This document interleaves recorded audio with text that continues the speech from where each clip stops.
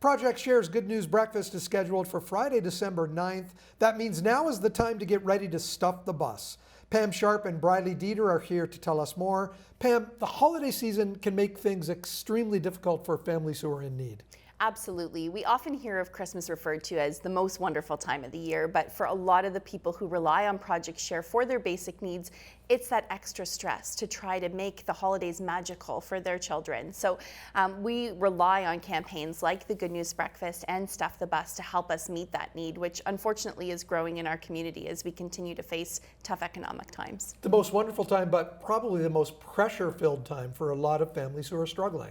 Absolutely. Some families come to us every month for our emergency food program, but others just kind of barely get by for the basic necessities. But once there's another event or holiday on top of that, they just can't stretch that limited budget any further. 3,800 families, is that the number normally that you serve at Christmas time? Around 4,000, and we're expecting for this year to be a big one. Unfortunately, for the month of September, our units of service were up 84% over September of 2021. So the need is growing in our community.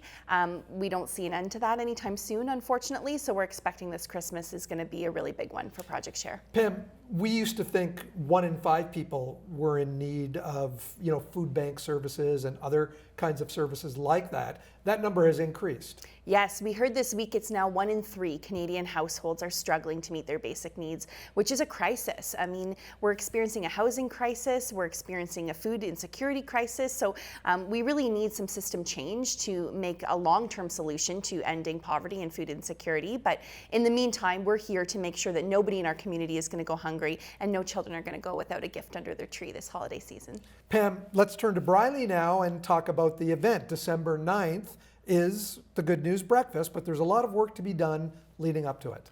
Yeah, so Good News Breakfast taking place on December 9th is our free community breakfast event that we host every year. I believe it's been going for over 30 years. And it's a big wrap up of our Stuff the Bus Challenge. Our Stuff the Bus Challenge includes local schools and businesses and organizations who sign on to register to help us, exactly what it sounds like, stuff a city bus full of toys and donations for our Good News Breakfast event and for our Christmas assistance program. Registrations have been coming in very nicely.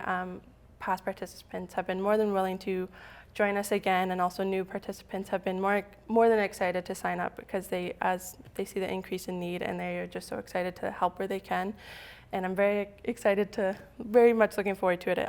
It's my first year doing it, and it's just been amazing so far to see how much the community is willing to help us. Now, you and your team have been busy rolling out the barrels to a lot of these locations. Your team, including my good friend John, who's always out there with the Project Share truck. Yes. How has that been going? It's been going great. It seems like every day, more barrels, more barrels. My one warehouse, barrel requests, more barrels, and they actually were like, okay, so we might, what happens if we run out of barrels? That's the questions I've been asking, and it's been amazing so far to see those big red Project Share barrels keep rolling out, and I'm so excited to see what everyone collects for us. And what are we hoping goes in those barrels? Beyond food, there's other donations. So it's obviously our most needed items are for food, but we always ask for toys. We always, every year we update our just a generic wish list for toys. It's available on our website as long as we're our most needed items for food.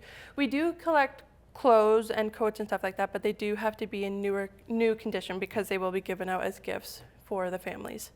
Pam, question for you. While this campaign is going on, do you have to stock up the food bank ahead of time? Because I'm just wondering, do you get fewer donations to the food bank during this drive? We've seen fewer donations coming in over the fall months, and I think there's a few reasons behind that. So the cost of food has gone up so much, unfortunately, that when people used to be able to spend an extra $5 or $10 to support us at their grocery shop, that's now an extra $20, and some people just don't have that.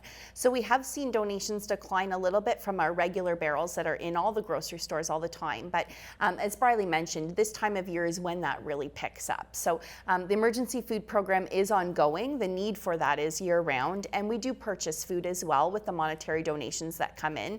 We try to purchase in bulk and stretch the dollar as far as we can and focus on the fresh foods that are harder for people to put into the barrels as well. It's important for people to not forget about, during this campaign, the day-to-day needs. Absolutely.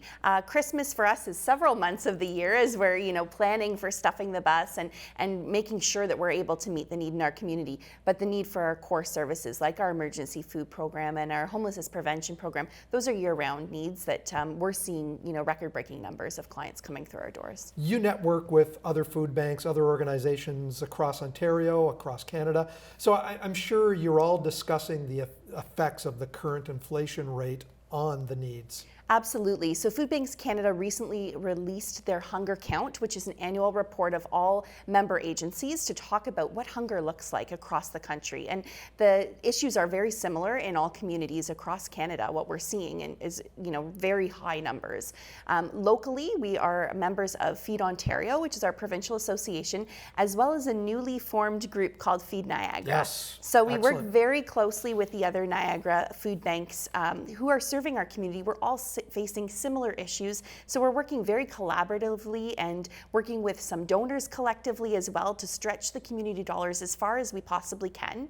On December the 9th, we will all be participating in the Great Holiday Food Drive. For us in Niagara Falls, the Morrison Pharmacy PharmaSave Good News Breakfast is a big part of that campaign. And then our bus will head over to the Canadian Tire Plaza for later in the day to be stuffed. But there are campaigns happening all across the region because it is a regional issue. It's a provincial and federal issue, and we want to work as collectively as possible to help make sure that we're having the biggest impact in their communities.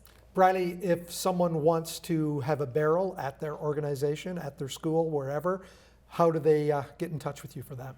Simplest way is we do have a barrel request form on our website, though that information comes directly to me and then I work with the warehouse to get it out. Or you can always call us at Project Share. It's 905-357-5121 at extension 233. That'll take you to me and I'll be happy to arrange one for you. And Pam, the Good News Breakfast, it's a great event. Your TV will be there, and we always enjoy that aspect of the Christmas season. We're so excited for this year. We're really hoping for kind of pre-pandemic format for Good News Breakfast, where we're able to welcome more members of our community in.